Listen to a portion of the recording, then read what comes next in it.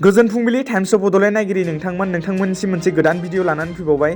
आसा खालामो नोंथांमोना बे भिडिअखौ जोबजासिम नायलांगोन होनना।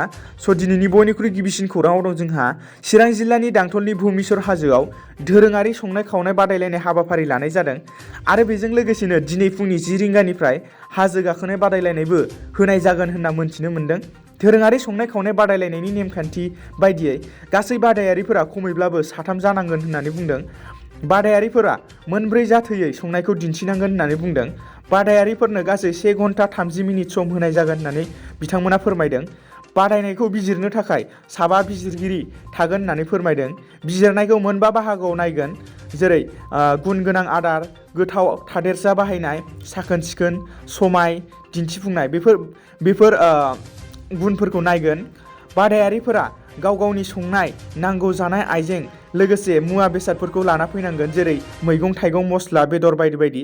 जायफोर बिथांमोना बादायनायाव बाहागो लानो सानदों बिथांमोना बेफोर मुवाफोरखौ लाबोफानांगोन होननानै फोरमायदों। आफादा जायगा आरो संनायनि दैखौ जायगायावनो होगोन होननानै बुंदों। बादायारिफोरा फुंनि समनि 10 रिंगायावनो सफैथारनांगोन होनना बुंदों। मुं थिसननायखौ जायगायावनो खालामनाय जागोन। देरहानाय हान्जानो नोगोद 10,000 रां हरनाय जागोन होननानै बुंदों। बिनिखायनो जायफोर बिथांमोना बे बादायनायाव बे संनाय हाबाफारियाव बादायनो सानदों बिथांमोना बाहागो लानो हागोन। जायफोरा चिरांनि बा BTR हालामनि बिथांमोना चिरां जिल्लानि दांथलनि भुमिसर हाजोआव बे दोरोङारि संनाय खावनाय बादायलायनाय हाबाफारियाव गोसो गुदुं जादों बाहागो लानो थाखाय, बिथांमोना थांनानै बाहागो लाहैनो हागोन। दानिया नैथि खौराङाव दङ, जोबोद दुखुनांथाव खौरां होननानै जों बुंनांगोन। BTRनि मावफुं सोद्रोमा डक्टर निलुत स्वर्गियारिनि देहायाव COVID-19 पजिटिभ मोनदों। आथिखालाव COVID-19नि थामथि दोहौआ साग्लोबगासिनो थानायखौ जों नुनो मोनगासिनो दङ। COVID-19नि थामथि दोहौखौ लानानै मिरु आरो रायजो सोरखाराबो सांग्रांथि होबोगासिनो दङ। बे समावनो प्रमद बर' दैदेननाय BTR सरकारनि मावफुं सोद्रोमा डक्टर निलुत स्वर्गियारिनि देहायाव COVID-19 पजिटिभ मोनदों होनना मैया मोनथिनो मोननाय जादों। गावनि साखाथियाव फैनाय साफ्रोमबो सुबुंफोरखौ कभिड टेस्ट खालामनो खावलायदों बिथां डक्टर निलुत स्वर्गियारिया।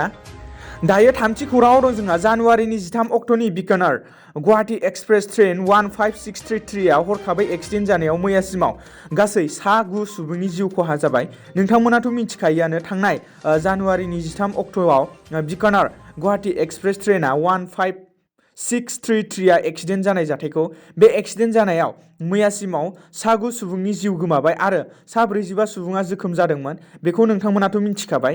बे ट्रेननि एक्सिडेन्ट जानायखौ गाहाय मन्त्रि नरेन्द्र मदिया जोबोद दुखु मोननाय फोरमायदों आरो जिउ खहा जानाय न'खरनि सुबुंफोरनो रांखान्थियारि अनसुंथाइ होगोन होननाबो फोसावना होदों।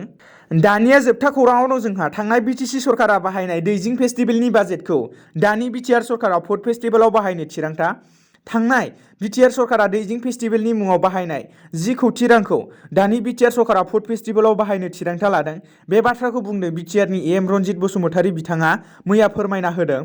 बे बाथ्राखौ मैया चिरां जिल्ला बर' थुनलाइ आफादनि थुनलाइ आड्डायाव बाहागो लानायाव बुंदों BTRनि EM रनजित बसुमतारी बिथाङा। बिथाङा बे थुनलाइ आड्डायाव बाहागो लाना गावनि सुजुनाय अनसुलि आइ मुंनि दोंसे खन्थाइबो फरायथिना होनायखौ नुनो मोन्दों। दिनैनि गोथार फुंबिलिनि खौरां फोसावनाया एसेनोसै। गोजोन्थों।